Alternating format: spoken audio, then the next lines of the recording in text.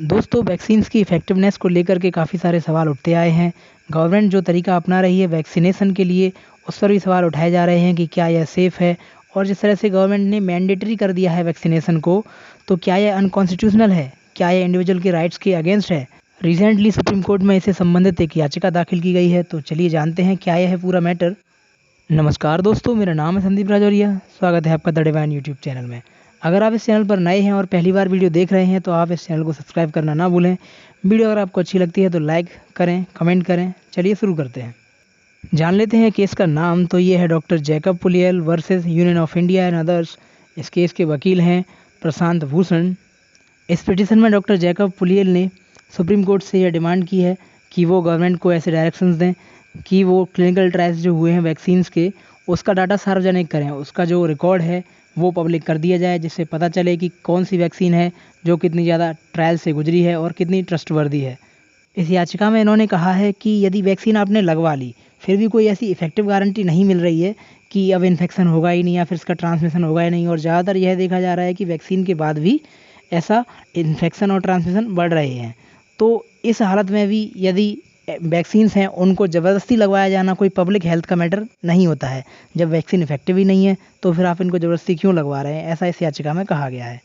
और ये जो वैक्सीन्स ज़बरदस्ती लगवाई जा रही हैं तो इसके बाद भेदभाव भी किया जा रहा है उन लोगों में जिन्होंने वैक्सीन नहीं लगवाई है और उन लोगों में जिन्होंने वैक्सीन लगवा ली है।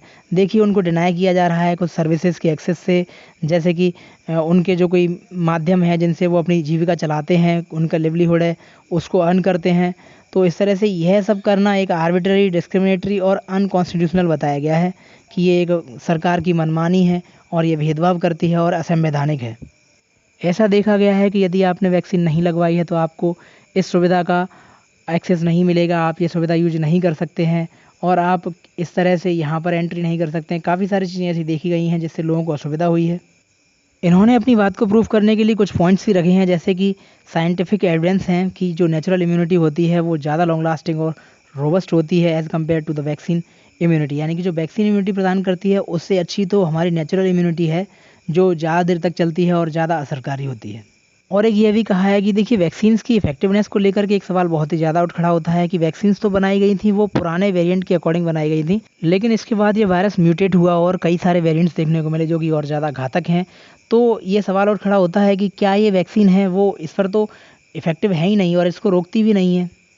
और इस याचिका में यह भी दलील दी गई है कि क्लिनिकल ट्रायल्स अभी इस वैक्सीन्स के पूरे भी नहीं हुए थे और इनको केवल इमरजेंसी यूज़ के लिए ऑथराइज़ किया गया था। और देखा जा रहा है कि इंडिया और ग्लोबली कई सारी कंट्रीज़ में कोविड-19 वैक्सीनेशन के बाद कई सारे सीरियस एडवर्स इवेंट देखने को मिल रहे हैं, कई सारे प्रतिकूल दशाएँ देखने को मिल रही हैं। इस याचिका में कुछ स्टडीज़ को भी बताया गया है, जैसे कि कोविड-19 से जो रिकवर हो चुके हैं, जैसे more than 2/3 of Indian population, उनकी जो इम्यूनिटी है वो वैक्सीन लगे हुए व्यक्तियों के मुकाबले काफ़ी ज़्यादा रोबस्ट और ड्यूरेबल इम्यूनिटी है उनकी। और वैक्सीन्स जो सिग्निफिकेंटली ससेप्टिबिलिटी ऑफ री-इन्फेक्शन को रिड्यूस नहीं करती हैं, यानी कि जो दोबारा इन्फेक्शन होगा इसकी संभावना को कम नहीं करती हैं और जो ट्रांसमिशन होगा वायरस का उसकी भी संभावना को कम नहीं करती हैं। यानी कि वैक्सीन होने के बाद भी ट्रांसमिशन हो सकता है, तो यह भी संभावना बनी रहती है, कम नहीं होती है। और इसमें कहा गया है कि जो हेल्दी चिल्ड्रन हैं, जो स्वस्थ बच्चे हैं, उनमें तो बिल्कुल ही कोई रिस्क नहीं पाया गया है कोविड-19 से लेकर। और कहा गया है कि जो एक्सपेरिमेंटल वैक्सीन्स हैं उनको बच्चों को लगाना ये बिल्कुल ही अनएथिकल और इर्रेस्पॉन्सिबल होगा। देखिए, ये वैक्सीन्स हैं, इनका कोई मीडियम और लॉन्ग टर्म साइड इफेक्ट अभी पता नहीं है, तो ऐसे में अगर बच्चों को वैक्सीन लगाई जाती है तो ये अनैतिक और गैर जिम्मेदाराना होगी। अगर सुप्रीम कोर्ट की बात करें इन सब मैटर के बारे में, तो अभी तक सुप्रीम कोर्ट ने ऐसा कोई निर्णय नहीं दिया है, ऐसा कोई डायरेक्शन नहीं दिया है जिसमें वैक्सीन प्रोग्राम को रोकने की बात कही गई हो। अभी तक सुप्रीम कोर्ट यह कहता है कि आपको वैक्सीन लगवानी चाहिए क्योंकि यह इफ़ेक्टिव है। तो मैं आपसे कहूँगा कि आपको वैक्सीन लगवानी चाहिए। देखते हैं इस जो प्ली है इस पर क्या निर्णय आता है, उसे हम आपके पास शीघ्र ही लेकर के आएँगे। तो दोस्तों, इसी तरह की अपडेट्स पाने के लिए हमारे चैनल को लाइक शेयर सब्सक्राइब करें। Thank you all.